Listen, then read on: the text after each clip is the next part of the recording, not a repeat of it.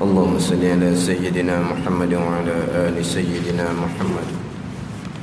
أعوذ بالله من الشيطان الرجيم. بسم الله الرحمن الرحيم. الحمد لله رب العالمين، والصلاة والسلام على سيد المرسلين وعلى آله وصحبه أجمعين. رب اشرح لي صدري ويسر لي أمري واحلل عقدة من لساني يفقه قولي. سبحانك لا علم لنا إلا ما علمتنا إنك أنت العليم الحكيم. ولا حول ولا قوة إلا بالله العلي العظيم. Muka surat 9, petok yang kedua daripada bawah. Muka surat 9, petok yang kedua daripada bawah. Qala al-muallif rahimahullahu ta'ala wa nafa'ana bi'ulumihi amin. Wa furidat lailatul isra ba'da an-nubuwati bi 10 sinin wa 3 ashhur lailata 27 min Rajab. Wa lam tajib subhu yaumi tilkal lailati li'adamil ilmi bikaifiyatiha. Kefarduan salat yang 5 itu, kefarduan salat yang 5 itu diturunkan pada malam Isra, pada malam Isra dan Mi'raj. Isra berjalan malam daripada Mekah ke Baitul Maqdis. Mi'raj naik sampai ke Hadrat Kursi pada malam Isra dan Mi'raj. Malam 27 Rejab. Malam 27 Rejab, 10 tahun 3 bulan terhitung semenjak Muhammad diangkat menjadi Rasul. Maknanya pada malam 27 Rejab, 10 tahun 3 bulan selepas daripada Nabi sallallahu alaihi wasallam diangkat menjadi Rasul. 27 Rejab, bulan Rejab. Ini pandangan yang masyhurah bulan Rejab. Setengah pandangan mengatakan malam 27 bulan Rabiul Akhir. Ada pandangan mengatakan 27 Rabiul Awal. Ini berkaitan dengan sirah, sejarah ni dia ada berbagai-bagai pandangan. Ini bukan bab pegangan. Sebab tu terkadang perkara yang berkaitan dengan tarikh, berkaitan dengan umur, orang tak faham mana hak tu. Berapa kau umur Sayyidatuna Khadijah ketika berkahwin dengan Nabi sallallahu alaihi wasallam? Kita masyhurnya 40, tapi ada ahli sirah, ahli sejarah mengatakan 25. Itu bukan perkara pegangan, tak sudah balah lah. Terkadang sengaja bawa dalam masyarakat umur Khadijah radhiyallahu anha ketika berkahwin Nabi 25. Orang pun kacau. Lain kali tak sudah ajak lah, ngajar pun pasal tu 25, 40. Dia pun suka tengok. Dia kata orang halang saya mengajar kerana saya royak umur kerja 25. Awak tu cari penyakit, cari apa, cari glamour orang panggil. Itu bukan benda pegangan. Memang ada ahli sejarah mengatakan 25. Sini samalah 27 Rejab. 27 Rejab, ada setengah kata 27 Rabiul Awal, ada setengah mengatakan 27 Rabiul Akhir. Kemudian ni pula ni, kalau kira sini tahun yang ke-10, setengah pandangan tahun yang ke-11. Bahkan pandangan yang rajih, pandangan yang kuat dalilnya, peristiwa Isra dan Mi'raj berlaku setahun setengah sebelum Nabi hijrah ke Madinah. Setahun setengah sebelum Nabi hijrah ke Madinah, berarti Nabi menjadi Rasul 11 tahun lebih dah. Di sini Nabi menjadi rasul baru 10 tahun 3 bulan. Nabi duduk Mekah kita maklum 13 tahun. Sekarang baru 10 tahun baru ni. Makna nak hijrah ke Madinah ni 2 tahun lebih lagi ni. Nak hijrah ke Madinah 20 tahun lebih lagi. 2 tahun lebih lagi. Sebab sekarang ni baru 10 tahun 3 bulan Nabi Rasul. Nabi di Mekah 13 tahun kan. Madinah 10 tahun 23 tahun semua sekali.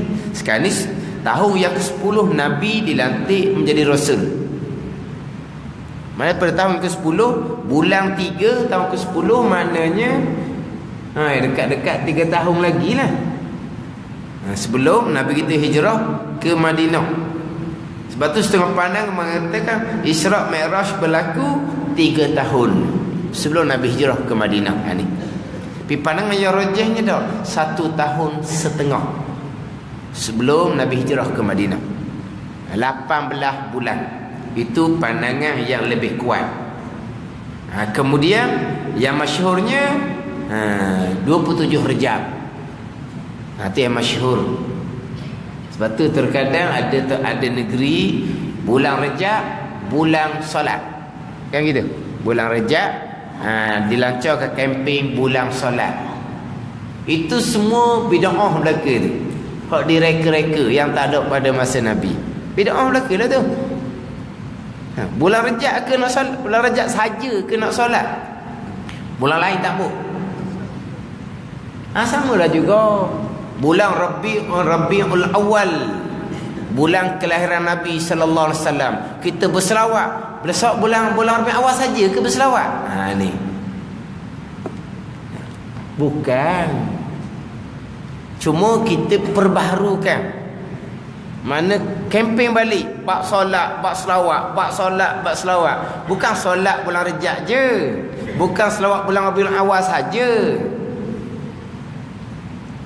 Lepas tu bulan Rabiul Awal kita sambung.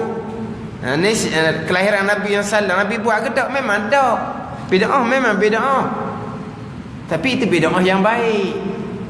Sebab apa? Sebab nak menyedarkan kita kepada Nabi sallallahu alaihi wasallam. Sama ke bulan Rejab. Buat kempen solat, bulan solat. Memang bid'ah tapi perkara baik. Tak apalah. Tapi bukan maknanya Rejab je solat, bulan lain tak payah solat. Bukan.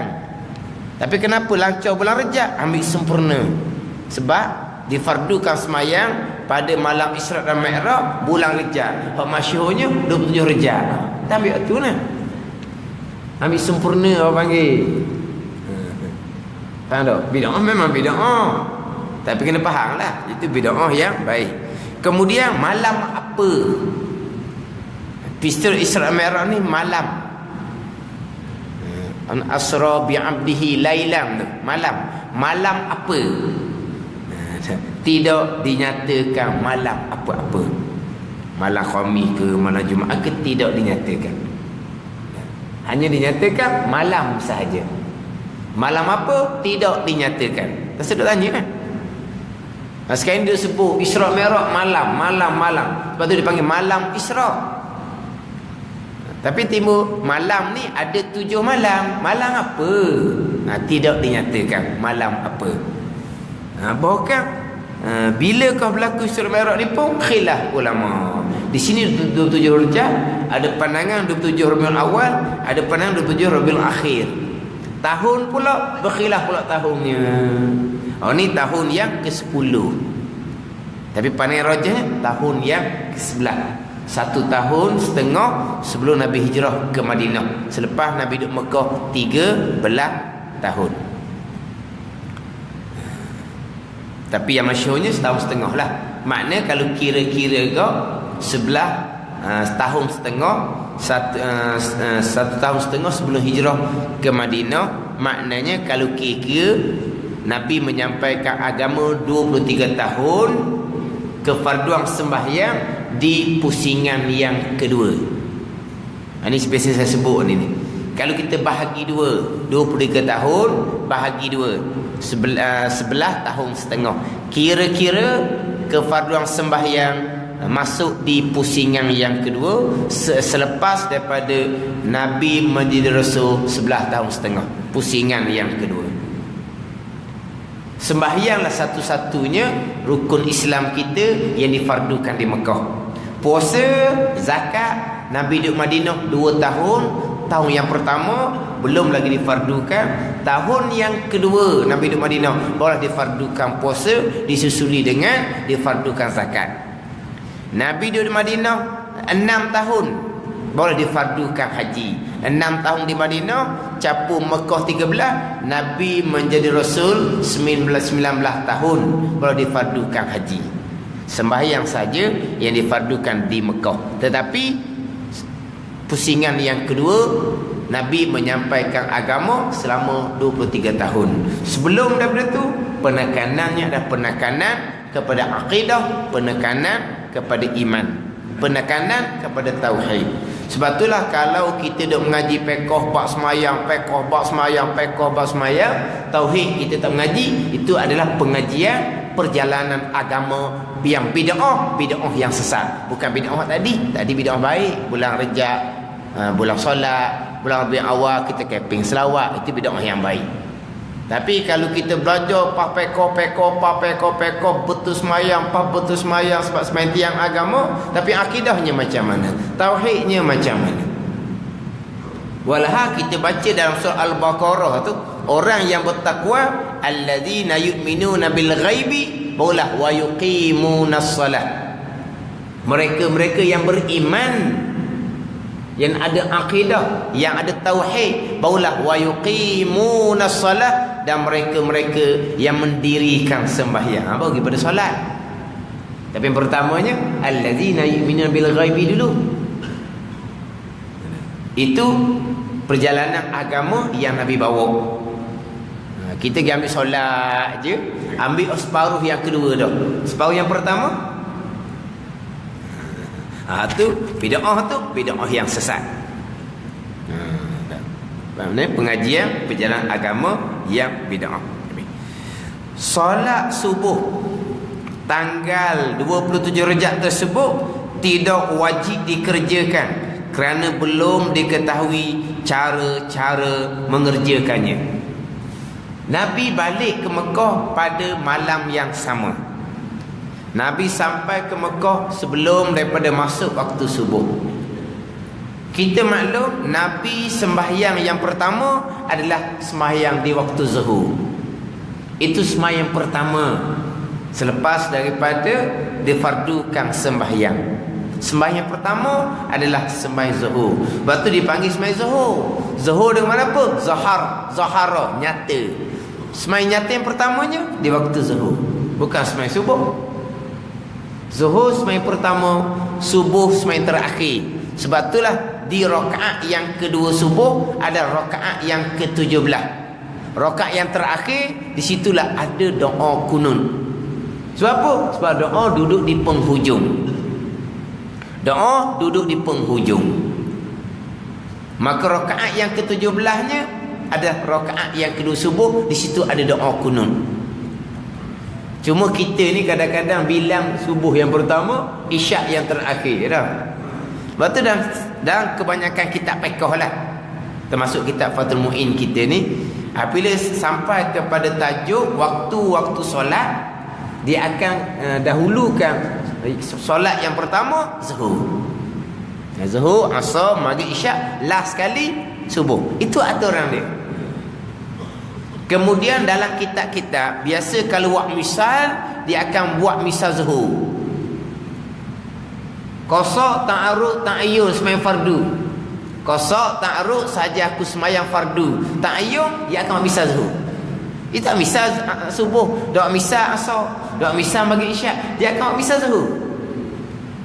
Itu bukan peraturan dia, bukan. Tapi kita buat gitu. Kalau buat misal walaha, nak misal ta'ayyun niat saja aku sembahyang fardu subuh pun boleh, buat misal subuh, buat misal asar pun boleh. Tak, kita akan buat misal zuhur. Sekurang-kurang sembahyang sunat raya, sekurang-kurang sembahyang sunat gerhana adalah seperti sembahyang sunat zuhur. sekurang-kurang sembahyang raya, sekurang-kurang sembahyang gerhana, seperti sembahyang sunat zuhur. Kita pun sembahyang sunat zuhur ni baik balah mana pula. Dah sembahyang sunat subuh, sembahyang sunat asar, sembahyang sunat maghrib isyak, apa sembahyang sunat zuhur? Tak sama ke? Samalah. Sembahyang sunat zuhur ke, sembahyang sunat asar ke, 2 rakaat tu lah satu salam. Sama je. Sembahyang sunat zuhur tu qabliyah ba'diyah tu lah. Tapi saya nak ceritanya sembahyang sunat zuhur ke, sembahyang sunat asar ke, sembahyang sunat maghrib isyak ke, 2 rakaat sama je. Tapi cuma kita seperti sembahyang sunat zuhur. Tak apa beza sembahyang sunat zuhur dengan sembahyang sunat asar? Tak ada beza. Cuma dia pun nama zuhur. Itu je. Kenapa? 2 rakaat biasa tu lah. Oh, kita kan setengah faham. Sembahyang raya 7 takbir, 5 takbir tu wajib lah. Pada itu sunnah hayat, tak ada wajib-wajib Rakaat pertama lepas takbir ihram kan takbir 7 kali. Rakaat kedua sembahyang raya lepas takbir bangkit daripada sujud kan takbir 5 kali. Oh tu sunat hayat. Tak ingat berapa kali takbir buat macam sembahyang sunat zuhur lah. Yang duk fikir pula sembahyang zuhur lepas mana? Tak ada sembahyang sunat 2 rakaat biasa tu lah. Sembahyang sunat gerhana matahari bulan 1 rakaat 2 qiyam 2 rakaat 2 patah. Tahu-tahu comel. Tak ingat sepesen tu sekurang-kurang seperti sembahyang sunat zuhur 2 rakaat biasa tu lah. Tapi dia misalnya seperti sembahyang sunat zuhur. Dia pun nama zuhur. Jadi kita dikeliru dah zuhur. Sembahyang sunat zuhur mana? Sembahyang sunat asar mana? Hak tulis je. Tapi nak cerita nama dia guna nama zuhur. Sebab apa? Sebab zuhur lah sembahyang pertama.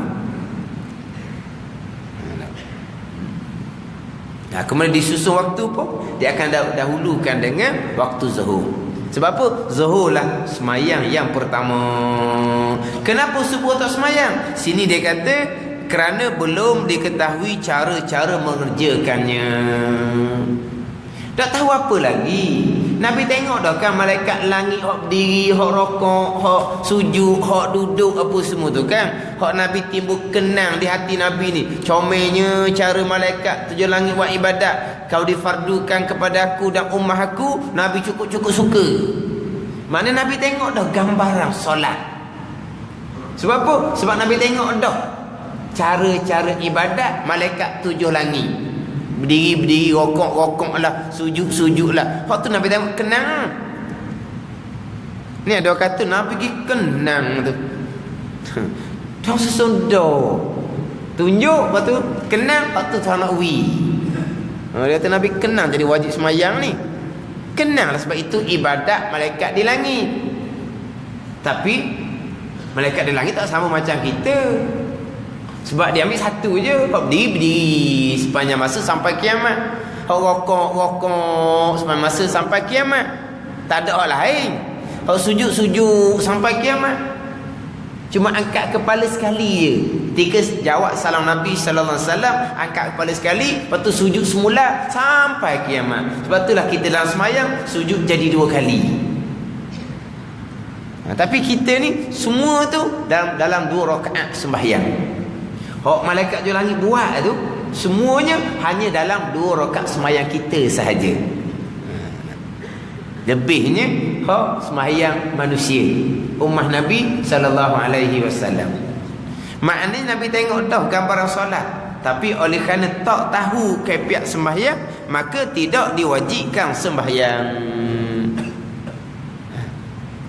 Sebab Jibril mari pada waktu zuhur. Hari yang pertama Jibril mari di awal waktu, hari yang kedua Jibril mari di akhir waktu. Jibril mari 2 hari. Jibril mari sembahyang dengan Nabi 2 hari. Hari yang pertama Jibril datang di awal waktu zuhur, awal waktu asar, awal waktu maghrib. Kemudian hari yang kedua Jibril mari di akhir waktu. Jibril mari di akhir waktu. Kemudian Jibril kata sembahyang antara 2 hari itu. Antara awal waktu, antara dengan akhir waktu, hari yang kedua. Jadi Jibril mari pada waktu zuhur. Jadi subuh Jibril tak mari. maka semayangnya tidak diwajibkan lagi kerana tak tahu kaifiat. Walaupun Nabi tengok dah malaikat 7 langit buat, malaikat kalau berdiri comel. Malaikat kalau rokok mesti comel. Kalau sujud mesti comel. Malaikat buat. Kita rokok macam-macam jenis, sujud macam-macam jenis. Dah ada tiru sama kita ni. Walaupun tengok macam dia haji ke dia apa ke, tengok pakai uniform comel, tiru dia tak boleh tiru. Belum tentu comel walaupun uniform comel pun. Tapi malaikat buat soft comel. Tapi Nabi nak semayang kena ada guru yang ajar. Jibril tak mari, Nabi tak semayang. Jadi subuh Jibril tak mari lagi. Sebab apa Jibril tak mari? Sebab Jibrilnya letih mengatuk. Letih mengatuk sampai ke Sidratul Muntaha tu. Sampai ke hadap kursi tu. Jibril sampai ke Sidratul Muntaha je. Tak sampai ke hadap kursi. Kursi Nabi SAW sahaja. Letih Jibril mengatuk Jibril gitu. Hikmah besarnya nak semayang kena belajar. Nabi tengok malaikat 7 langit buat. Nabi fatanah. Nabi tak semayang tanpa ada Jibril yang ajar. Tapi kita kelas, tak payah belajar semayang ni, komoh sendiri je. Kita lebih fatanah daripada Nabi, lebih cerdik dari Nabi sallallahu alaihi wasallam, tak payah belajar. Tengok Nabi tak semayang subuh apa? Sebab tak tahu kaifiat. Jibril tak mari ajar lagi. Jibril mari waktu zuhur. Waktu zuhur lah baru semayang. Kan. Jibril semayang turut sebagaimana Nabi semayang, turut sebagai Jibril AS semayang. Sebab Jibril duduk depan, Nabi duduk belakang, sahabat duduk belakang Nabi. Jibril bukan imam. Sebab kalau Nabi makmum kepada Jibril, makmum tak boleh jadi imam. Sebab sahabat jadi makmum dengan Nabi. Kalau Nabi itu makmum kepada Jibril, maka sahabat berimamkan kepada makmum. Bukan? Nabi bukan jadi makmum di Jibril. Jibril adalah guru kepada Nabi sallallahu alaihi wasallam. Nabi tengok cara Jibril sembahyang. Jadi Jibril bukan imam, imamnya Nabi sallallahu alaihi wasallam, sahabat menjadi makmum. Apa? Semayang kena belajar. Atau Nabi perintah tu, sallu kama raaitumuni usolli. Semayanglah kamu sebagaimana kamu tahu cara aku semayang. Kau tahu cara Nabi semayang? Kena belajar dalam kitab-kitab karangan ulama muktabar, warasatul anbiya, pewaris rasul. Ni tiang agama ni. Satu-satu syariat yang terima direct daripada Allah tanpa melalui wahyu Jibril. Wahyu Jibril hanya kaifiat sembahyang. Kefarduan sembahyang Nabi terima direct daripada Allah Subhanahu wa taala. Satu-satu syariat daripada Nabi Adam AS sampai ke Nabi kita, satu-satu syariat sahaja yang direct daripada Allah, kefarduan sembahyang. Besarnya kedudukan sembahyang. Tapi kefarduan sembahyang ni selepas daripada sempurna dalam bab akidah, baru difardukan sembahyang tiang agama. Tiang agama, imaduddin sembahyang tiang agama. Tapi sebelum nak cerita bab tiang agama, pastikan usuluddin, tapak agama tu kemah dulu. Ini kita ikut susunan dia. Tapi kita terima agama yang syumul. Kita bukan terima agama pada masa Nabi satu peringkat. Kita terima agama yang syumul. Maka kepentingan pegangan ke bab semayang, ke bab puasa, ke bab tasawati ke serentak. Pegangan pun wajib kena mengaji, pekoh pun wajib kena mengaji, tasawuf pun wajib kena mengaji. Belajarnya serentak. Bukan nanti pandai tauhid dulu baru mengaji pekoh, bukan. Cuma kita cerita tadi mengikut sebagaimana agama diturunkan pada satu peringkat. Adapun kita ni terima agama yang lengkap, yang sempurna, kefarduannya adalah serentak. Cuma yang pertama adalah bab pegangan. Allah pergi kepada yang agama sembahyang. Setengah pandangan mengatakan Jibril mai waktu zuhur tu sebab apa? Sebab memang difardukan sembahyang mula daripada waktu zuhur. Itu pada satu pandangan. Innama tajibul maktubatu. Innama tajibul maktubatu ay salawatul khamsu ala kulli muslimin mukallafin ay balighin aqilin zakarin aw ghairihi tahirin. Solat maktubah 5 waktu itu. Solat maktubah. Solat maktubah ni solat yang difardukan. Solat maktubah, solat yang difardukan 5 waktu itu wajib dikerjakan hanya oleh setiap orang muslim yang mukallaf, iaitu yang telah sampai baligh, berakal sihat, lelaki atau bukan, lelaki ke, perempuan ke, khunsa ke, yang suci daripada haid dan nifas. Jadi solat 5 waktu ni wajib ke atas orang Islam yang mukallaf. Mukallaf ni macam hok dalam kitab Penuh Bagi Hati tadilah. Mukallaf yang diberati hukum syarak, yang ditaklifkan pada syarak. Siapa mukallaf ni? Iaitu yang telah sampai baligh, sampai umur, berakal sihat, laki-laki atau bukan, lelaki ke, perempuan ke, khunsa ke, yang suci. Jadi dalam kitab ni dia macam kitab-kitab yang lain, dia tidak buat satu tajuk khusus serta dengan nombor-nombor. Di setengah kitab dia buat satu tajuk khusus serta dengan nombor-nombor. Syarat wajib solat. Yang pertama Islam, yang kedua baligh, yang ketiga berakal, yang keempat tahir, suci daripada haid dan nifas. Dia buat gitu. Kemudian disusuli pula dengan syarat sah solat.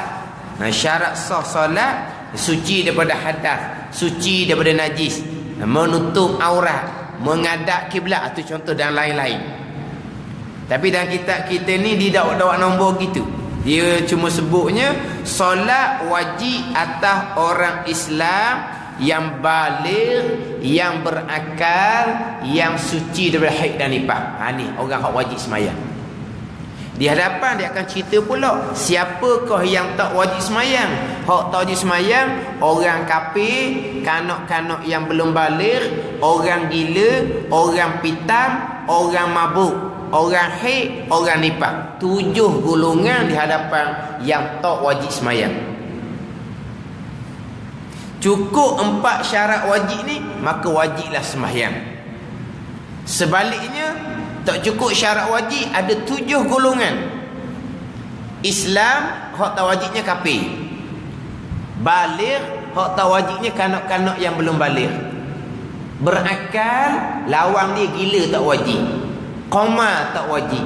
Mabuk tak wajib. Dia 3 lawan pada berakal. Berakal wajib, lawan dia gila, tidak berakal dia panggil. Qamar, pengsan, tidak berakal dia panggil. Bukan gila koma ni, tapi tak berakal. Mabuk, mabuk dia panggil tidak berakal. Bukan mabuk gigi kelaut tu. Hak tu mabuk gigi kelaut tu kadang-kadang mabuk cari. Kalau orang kerja kelaut tak apa, hak mabuk cari. Bukan mabuk tu, mabuk salah, makan obat dengan makan apa-apa yang lain. Buih mulut-mulut tak tahu apa satu. Tu mabuk dia panggil. Kemudian orang hak wajibnya orang tahir, suci dia haid dan nifas. Sebaliknya orang haid tak wajib, orang nifas tak wajib. 7 golongan ni saja yang tak wajib sembahyang. Di hadapan dia akan cerita pula hak wajib ni tiba-tiba tak sembahyang, hukumnya bunuh. Dia akan cerita di hadapan. Hak wajib tiba-tiba tak sembahyang, hukumnya bunuh. Siapa yang wajib? Islam, baligh, berakal, suci haid, suci nifas. Ini orang yang wajib sembahyang. Kemudian bila cukup syarat wajib sembahyang, barulah pergi kepada syarat-syarat sah solat. Itu di muka surat 17. Muka surat 17, syarat sah solat ada 5. Itu syarat sah solat. Muka surat 17, syurutus solat khamsatun. Bermula syarat solat ada 5. Ini syarat sah. Bila syarat wajib cukup, maka wajib sembahyang, maka berkewajipan pula kita mencukupkan syarat sah. Bila cukup syarat sah, maka sahlah sembahyang. Maka nak pahala pula kena mencukupkan syarat qabul pula. Ada satu lagi panggil syarat qabul. Syarat Tuhan terima sembahyang kita. Itu pergi pada tasawuf, keikhlasan. Kalau pekoh kita dua syarat, syarat wajib dengan syarat sah. Dia ada tiga syarat, syarat wajib, syarat sah, syarat qabul. Syarat wajib yang kita pekoh kita baca ni, syarat sah di Mushaf 17 ada 5, syarat qabul Tuhan terima tak terima itu pergi pada tasawuf. Syarat sah 5 cukup lah. Tapi kita semayang riak, menunjuk bukan ikhlas. Semayang sah tapi terbatal pahala. Mana hak terbatal solat? Terbatal solat kalau syarat sah hak 5 ni tak cukup, terbatal lah solat. Tapi kalau tidak ikhlas, tidak terbatal solat, terbatal pahala solat. Tidak cukup syarat qabul, dipanggil syarat Tuhan nak terima solat kita kena ikhlas. Contoh dia ada 3 syarat. Tapi syarat qabul tu dalam ilmu tasawuf. Dalam fiqh kitanya syarat wajib dengan syarat sah. Syarat wajib Islam, baligh, berakal, suci hid, suci nifas. Syarat sah didatangkan 5. Suci daripada hadas, suci daripada najis, menutup aurat, menghadap kiblat, mengetahui kaifiat dan ada cerita di hadapan. Antara syarat wajib dengan syarat sah ni, ni kena perhati molek, kena ambil faham molek sini. Dia simple saja, tapi kalau dah ambil faham molek, terlepas pandang kadang-kadang. Dia tukar antara syarat wajib dengan syarat sah. Ni panggil syarat wajib. Di kitab ni kata solat 5 waktu ni wajib kepada orang Islam yang baligh, siapa umur, yang berakal, akal molek, yang suci dari haid dan nifas. Cukup syarat wajib ni, wajiblah sembahyang. Bila wajib sembahyang, pergi mencukupkan syarat sah pula. Mencukupkan syarat sah, kena suci daripada hadas kecil, hadas besar, suci daripada najis, tutup aurat. Ini syarat sah. Tiba-tiba dalam keadaan tertentu kita tidak mampu menyempurnakan syarat sah. Ini biasa kadang-kadang di hospital. Di hospital tu kadang-kadang ada orang yang tidak mampu menyempurnakan syarat sah. Kalau kata syarat sah suci daripada hadas, mudah. Spray ada, spray muka, spray tangan, ambil semayang lah pada pesakit. Syarat sahnya suci dan najis. Kalau hak terlantar, hak kaki dekat noneng dua belah, hak patah tu, qada hajat dalam paper, macam mana nak mencegah najis? Lap-lap tidak memada, dia kena basuh. Basuhnya macam mana? Cari wayar getah hak panjang tu, sambung dari bilik air, pergi basuh atas katil tu, perambak digat. Itu panggil menyucikan najis. Mampu tak mampu? Tak mampu.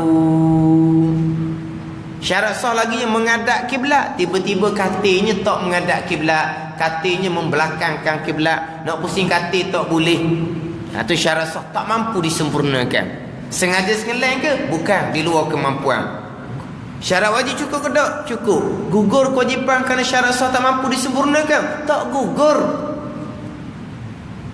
Tidak mampu menyempurnakan syarat sah, tidak menggugurkan kewajipan sembahyang. Yang menggugurkan kewajipan sembahyang jikalau syarat wajib tak cukup.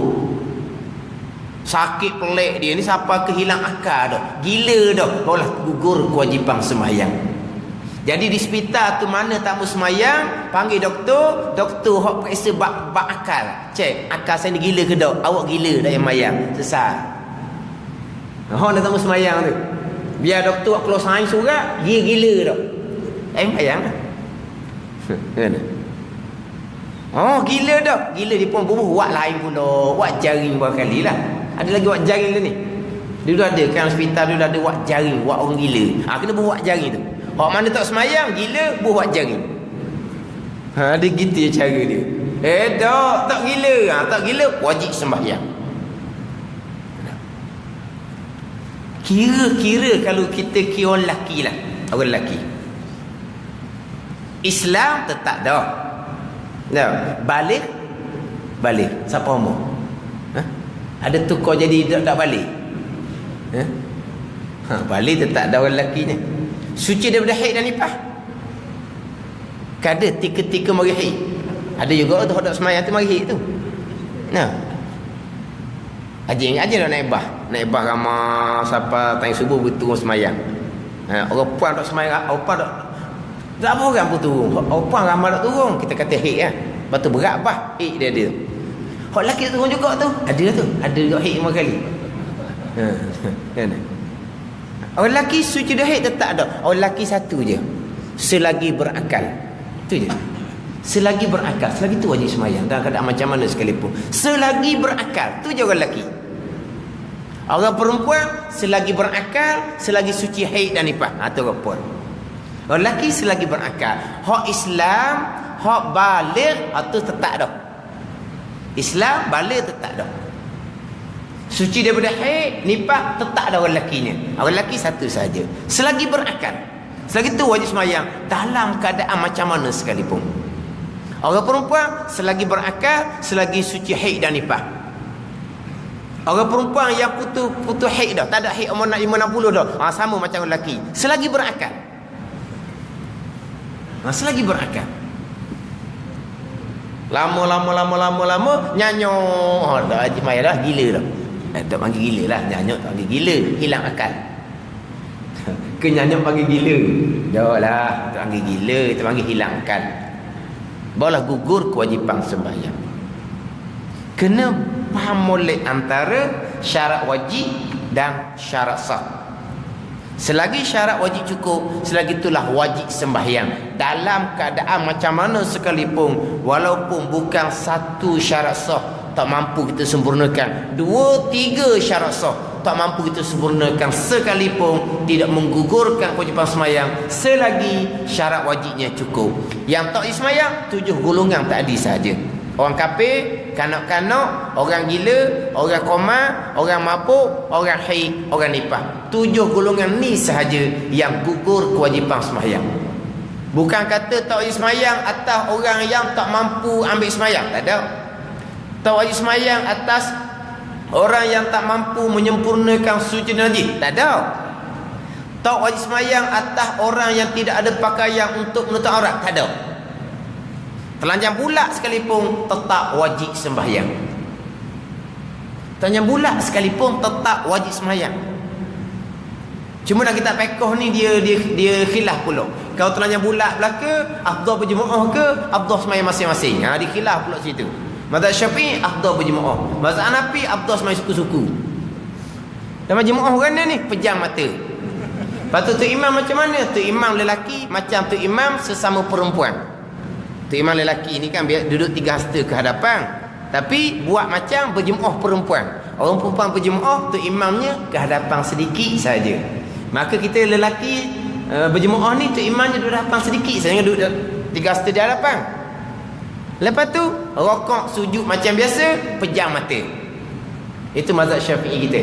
Sebab dalam mazhab Syafi'i kitanya tidak ada pakaian telanjang tidak menggugurkan rukun berdiri. Mazhab Hanafi Maliki tak ada pakaian menggugurkan rukun berdiri, sembahyang duduk, rukuk sujudnya isyarat sahaja. Itu mazhab Hanafi. Mazhab Syafi'i tidak ada pakaian, tidak menggugurkan rukun berdiri, wajib berdiri, wajib rukuk macam biasa, wajib sujud macam biasa. Tak sedut mikirlah pasal mana. Itu mazhab Syafi'i kita. Mazhab Hanafi dah, bila tidak ada pakaian, berdiri sudah tidak menjadi rukun. Dia tu. Berdiri tu berdiri. Kita sakit barulah gugur hukum diri. Tak ada pakaian tidak menggugurkan hukum diri. Mazhab Hanafi gugur hukum diri. Kira-kira macam mana kita nak pakai mazhab Syafi'i ke nak pakai mazhab Hanafi? Tapi cuma nak ceritanya, telanjang tidak ada pakaian tidak menggugurkan kewajipan sembahyang.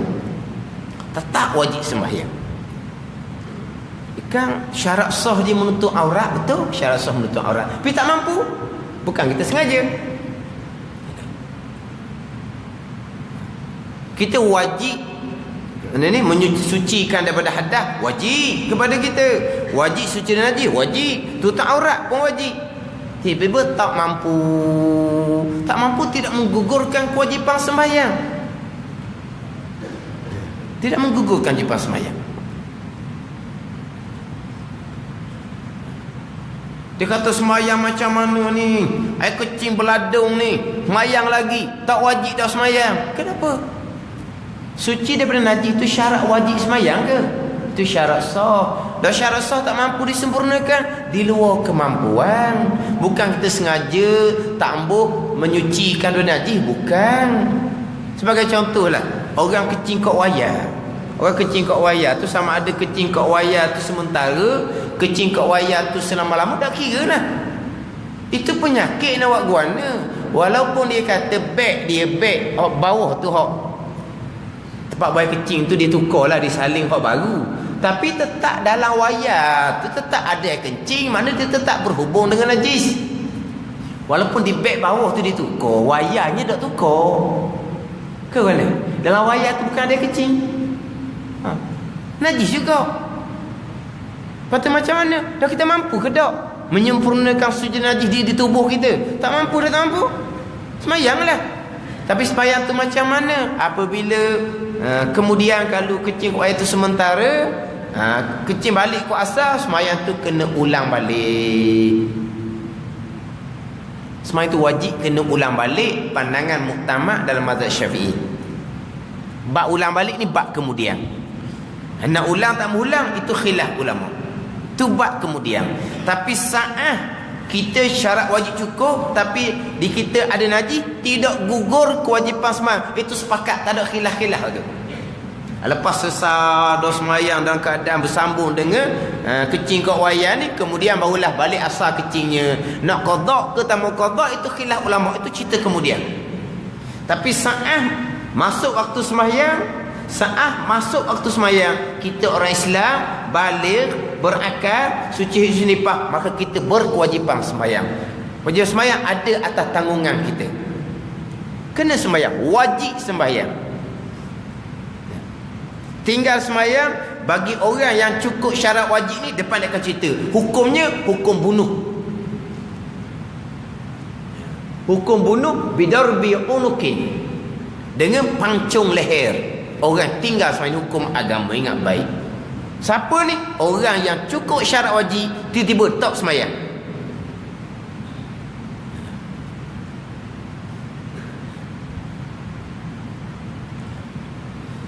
Tapi dalam keadaan tak mampu menyempurnakan syarat sah, kemudian apabila kecing dia balik asal, maka pandangan muktamad dalam mazhab Syafi'i, wajib kena ulang balik sembahyang.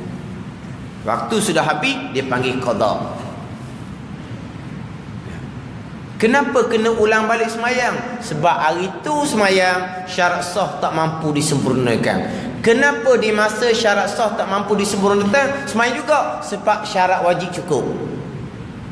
Syarat wajib cukup, maka berkewajipan sembahyang. Dan kenapa kena ulang? Sebab di saat syarat wajib cukup, kita tak mampu menyempurnakan syarat sah. Dan syarat sah tak mampu disempurnakan, kenapa sembahyang? Kerana syarat wajib masih lagi cukup, kena sembahyang. Lepas tu kenapa ulang? Kerana syarat sah tak cukup. Tak habis. Jawapan dia sama je. Kenapa wajib sembahyang? Sebab syarat wajib cukup. Dan sembahyang molek-molek dah, kenapa kena ulang balik? Sebab masa sembahyang tu syarat sah tak mampu disempurnakan.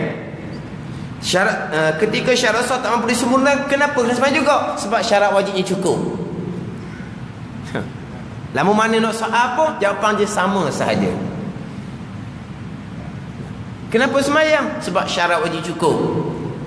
Dah semayang molek-molek dah, kenapa kena ulang balik? Sebab syarat sah tak mampu disempurnakan di saat syarat wajib cukup.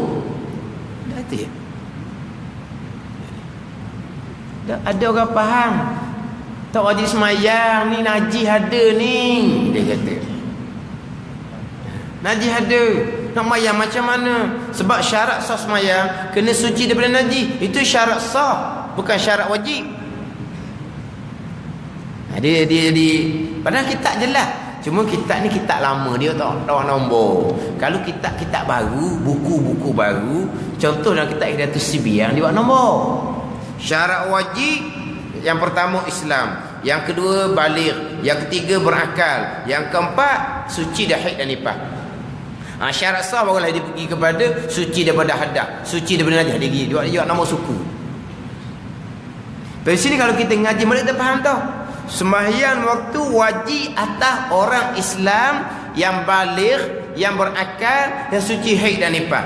Kemudian di hadapan maka tak wajib sembahyang atas orang kafir, atas kanak-kanak, atas orang gila, orang koma, orang mabuk, orang haid, orang nifas. 7 golongan saja yang tak wajib sembahyang.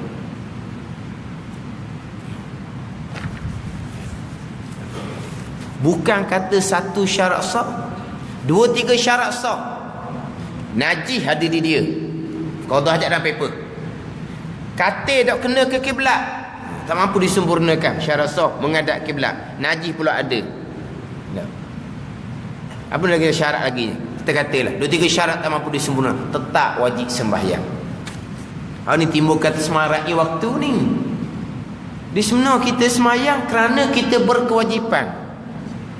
Kewajipan sebenarnya kitabah mauquta, ada kewajipan yang diwaktukan. Bila masuk waktu kita cukup syarat wajib, maka kita berkewajipan menunaikan dalam waktu tu walaupun syarat sah tak mampu disempurnakan. Bukan rakyat waktu dah. Sembahyang kerana kita wajib sembahyang, masuk waktu kita cukup syarat wajib, tu je. Tapi nak ubah nama rakyat waktu ke apa ke terpulanglah. Tapi kita bukan rakyat waktu. Kita sembahyang kerana bila masa waktu kita berkewajipan sembahyang sebab syarat wajib cukup kepada kita. Tiba-tiba syarat sah tak mampu disempurnakan dalam keadaan kita keuzuran. Tu syarat tak ambil salah di situnya. Hak kata ulang balik kemudian tu khilaf ulama pula, tu terpulang lah. Tiba-tiba kita mati ketika dalam keadaan belum sempat ulang balik. Kita mati dalam keadaan kita menunaikan kewajipan, tiang agama kita. Settle. Ni kena atur molek ni, syarat wajib mana, syarat sah mana. Siapakah yang gugur kewajipan sembahyang? Tadi 7 golongan tu saja yang gugur kewajipan sembahyang. Kemudian bagi mereka yang tak mampu menyempurnakan syarat sah, kalau satu syarat sah saja tak mampu disempurnakan, hak lain mampu disempurnakan, wajib sempurnakan yang lain. Ini kita cerita dulu permulaan. Ini kadang-kadang dia salah faham. Semai rakyat waktu dia kata. Wuduk ambil kedok, dah. Rakyat waktunya macam mana ni? Najis dalam paper tak mampu nak buat apa ni, nak basuh macam mana ni, tak boleh nak buat. Lap tidak memada. Maka oleh kerana najis dalam paper, dia kata, maka dia pun sembahyang waktu. Wuduk ambil kedok, dak lah dia kata rakyat waktu. Bang ni salah faham. Sekarang bak najis tak mampu nak buat. Bak ambil wuduk mampu ke dak? Mampu. Kewajipan kita sucikan najis, kewajipan yang lain. Kewajipan kita suci dah kecil, kewajipan yang lain. Kewajipan tutup aurat, kewajipan yang lain. Kewajipan menghadap kiblat, kewajipan yang lain. Sekarang ni boleh tak kita tolong wudukkan dia? Boleh. Wajib kita wudukkan dia. Boleh tak kita tutup aurat? Boleh. Wajib kita tutup aurat dia nya. Boleh tak kita hadapkan dia kiblat? Boleh. Wajib kita hadapkan dia kiblat. Tapi ban najis, wajib kita sucikan najis, tak mampu nak buat. Sesat tu. Tapi sembahyang tetap kena ulang balik. Tapi di saat tu jangan tak ambil sembahyang. Jangan tak tutup aurat. Jangan tak menghadap kiblat. Jikalau boleh. Jangan pakai borong pula. Dia pakai borong. Masalahnya hanya najis. Tiba-tiba di sembahyang rakyat waktu, wuduknya tak ambil. Tapi nasib baik auratnya tutup. Kalau gitu kebanyakan nanya pula sudah sembahyangnya. Auratnya tutup.